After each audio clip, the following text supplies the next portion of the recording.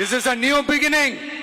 জনগণের আস্থা অর্জন করেছিলেন আগেই। এবার অন্য দলের বিধায়কের সমর্থনে পেলেন তামিলনাড়ুর মুখ্যমন্ত্রী তথা তামিলাগা ভেত্রি কাসাগাম, টিভিকে নেতা বিজয় থালাপতি বা সি জোসেফ বিজয়।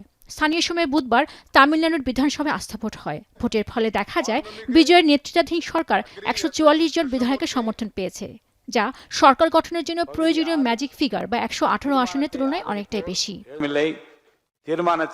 টিভিকের জোট সঙ্গী Congress, CPM, CPI, VCK, Indian Union Muslim লীগের বিধায়কেরা স্বাভাবিকভাবে আস্থা ভোটে সরকারের পক্ষে ভোট দেন। তবে ভোটাভুটির আগে বিধানসভা কক্ষ ত্যাগ করেন এম.কে. স্ট্যালিনের দল ডিএমকের 59 জন বিধায়ক। আর ই.কে. পলানিস্বামীর নেতৃত্বাধীন এডিএমকে ভোটদানে বিরত থাকার সিদ্ধান্ত নিয়েছিল। কিন্তু সন্মুগম এবং এসপি ভেলিমনির নেতৃত্বাধীন বিদ্রোহী 30 বিধায়ক বিজয়ের সরকারকে সমর্থন করার সিদ্ধান্ত নিয়েছিলেন। সেই মতে এডিএমকের 25 বিধায়ক আস্থা ভোটে সরকারের পক্ষে ভোট দেন। অন্যদিকে আস্থা ভোটের বিপক্ষে ভোট দিয়েছেন 22 জন বিধায়ক। ভোটদানে বিরত ছিলেন 5 জন। এদিকে বিপুল ভোটে জয়ী হওয়ায় বিজয়ের টিভিকে সরকারের স্থায়িত্ব নিয়ে আপাতত আর কোনো সংশয় রইল না। পেনুকা সুলতানা, এখন বিশ্ব।